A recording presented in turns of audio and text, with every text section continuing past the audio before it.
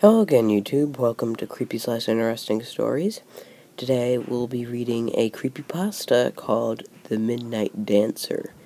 I was pretty creeped out by this one. I hope you will be too. And with that said, let's get started.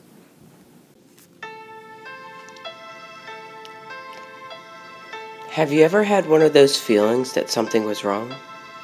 I don't mean during the day either, but at night. I mean that sudden, unprovoked feeling of dread that commands you to wake. Funny. It's almost like a nocturnal evil gives something off that your sleeping brain picks up on. I had one of those recently. It forced me up at 3 a.m. Normally, when you have that feeling, you lay still, feigning sleep. Or if you're feeling adventurous, you take a quick check around the house. After you fail to discover anything, you'd inevitably crawl back to sleep. I should have done that this time. I should have stayed asleep. That night I sat straight up. For the longest time, I sat there, staring into the dark of my house before I even realized that I was awake. Then came the fear. That slow, strangling feeling that constricts your chest and worms its way down your throat. I was alone in my home, wide-eyed and afraid with no explanation. I couldn't hear the telltale signs of a break-in downstairs or the phantom sounds of a leaking pipe. I had no reason to be freaked out, but I was. Without much thought, I got up and walked over to the window. I don't know why I did. I peeled back just enough of the curtain to poke my head through, and I stared out into the moonlit backyard. I should have stayed asleep. Outside, prancing around my garden, was a clown. It had ruffles around its sleeve and collar, baggy pants, and floppy shoes. Its painted white face was even topped off with a big red rubber nose. It was without a doubt the last thing I wanted to see at 3 in the morning. It danced in complete silence, doing a step that only a madman or child could understand. Its playful manner was haunting. I watched with dreadful fascination as it circled the garden, trying my best to ignore the growing lump in my throat.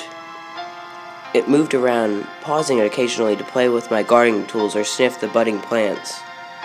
Then it waltzed over to an oak sapling I had planted and disappeared. I blinked. This wasn't possible. It walked behind the infant plant, but didn't come out the other side. I should have seen it the entire time, but I didn't.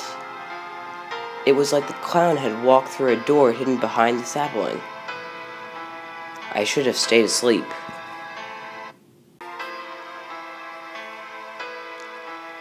I hoped that everything was some sort of waking dream. Pretending nothing happened was easier than the truth. The clown came back, though. Night after night, I watched as it danced around my backyard. And at the end of every night, it would vanish the same way. One night, it disappeared behind a garden hoe, only for it to appear seconds later from behind the lawnmower. Tonight, I found it digging a hole in the middle of the yard. I've never seen it do something like this before, and my immediate thought was that the clown was digging my grave. The hole got deeper and deeper as the clown dug, until the top of the hole reached its head. Once finished, it stood at the edge of the hole, motionless, when out of nowhere, it jerked its head around. My heart pounded so hard that I could taste the copper in my mouth. I'm about to tear away from the curtain when I see it bend over and pluck a flower.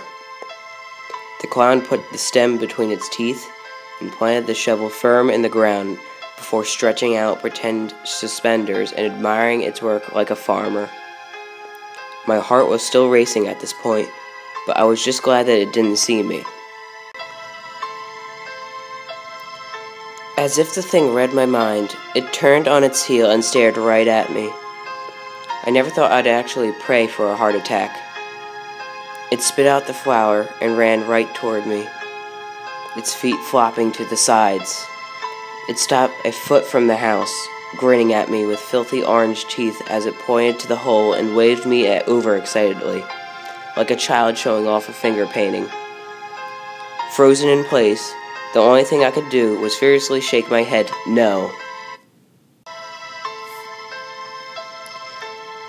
The clown's smile fell, and it scratched its head as if confused. Then it walked over to the hole and pointed at it again. I would have told it to get lost if I could.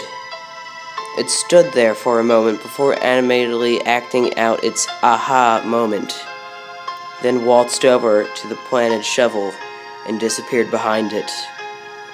I stared wide-eyed, hoping it would reappear in the yard like before.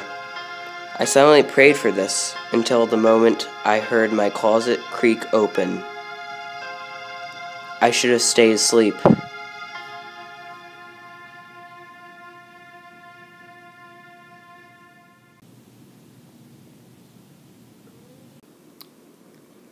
So that was Midnight Dancer.